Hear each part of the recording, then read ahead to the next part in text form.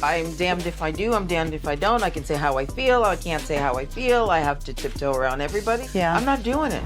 Garcelle Beauvais is coming under fire during the season 14 Real Housewives of Beverly Hills reunion. She is taking heat from all sides, and I'm starting to get a better picture of why she decided to leave the show after filming this. I didn't realize I was gonna be in the hot seat. Jesus Christ. Buckle up for part 1 of the season 14 reunion of Real Housewives of Beverly Hills. I'm Anna Rumor, and this is Pop Culture Social Call.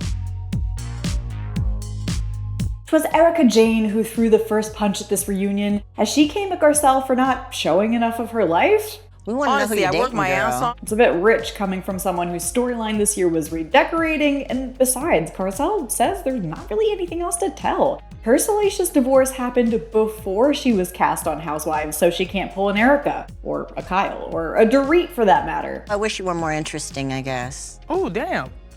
What? Well, that's a thing to say, Erika. That might have stung, but it's just the beginning for Garcelle, who then gets into it with Kyle Richards over the Morgan Wade of it all. Personally, I agree with Garcelle. I think it's wild the whiplash we've gotten from Kyle being all Morgan all the time last season and then refusing to even mention her this season. We met her. All of a sudden this year, it was like, you weren't gonna bring her up, but then there's pictures in the press, there's this in the press, and we're not allowed, we're just supposed to pretend that that's not happening. But Kyle says she wants to be respectful of Morgan's wishes because she didn't sign up for the show, which, I mean, maybe not this season. It's then that Kyle hinted at telling Garcelle more off camera. I also had conversations with you privately, And I explaining never everything repeated to you. anything you told me. But I explained to you why I went to you and I said, why did you come to me off camera and talk to me? Again, I'm with Garcelle here. Why is the interesting stuff this season going on off camera? I mean, Dorit smoking a cigarette can only get us so far.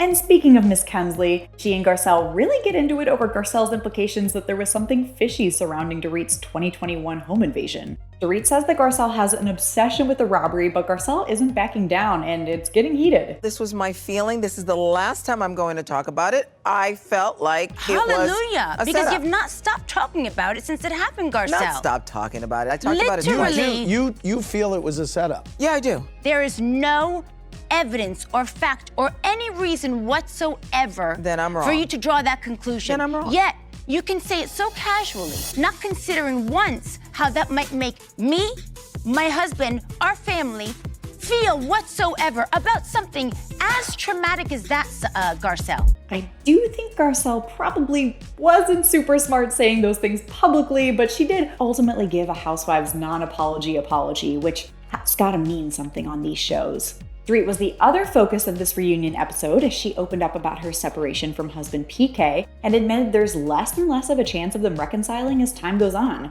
I mean, you know it's bad when PK turns down camera time and won't come to the reunion, but he will send a lengthy statement. Dorit has made several mischaracterizations about me, but the one I must address is the claim that I am a bad father. That statement is both heartbreaking and false. It is deeply hurtful to me and more importantly to our children who, despite Dorit's assertion, will inevitably see and hear all of this at a time not of our choosing. Those closest to us know the truth. The Dorit I married would never have allowed this, much less caused it. That woman embodied kindness, integrity, and grace. I can only hope this version of Dorit finds her way back to the person she once was. Yikes. Dorit also said that as of a week ago, she had chosen not to have much of a relationship with PK anymore, and she answered this when asked about his sobriety. It's not a topic we discuss. As I've discovered very recently. This seems like they're over, and while Dorit said she's hurt and sad about the dissolution of their marriage, she's no longer scared about what lies ahead. And I know I'm jumping the gun a little bit here, but I would love to see single Dorit, I'm just saying. Just like I'm loving seeing activated Garcelle at the end of part 1 of this reunion. Would she like be more interesting? F you, Erika. F you. F you. What, because I'm not going through a divorce? Because I'm not, like I didn't have, you know, criminal activity, that I work, that I'm self-made. Yeah. I don't have a rich husband. I wasn't born with a silver spoon in my mouth. Well, she doesn't. That's not interesting? She doesn't have a rich husband. Her. Her. I am gonna miss her, and I am nervous for her when it comes to what lies ahead. What do you think about this week's reunion? Let me know in the comment section. Like and subscribe while you're there, and head over to popculture.com for the latest entertainment news. Until next time, I'm Anna Rumor, and this is Pop Culture Social Call.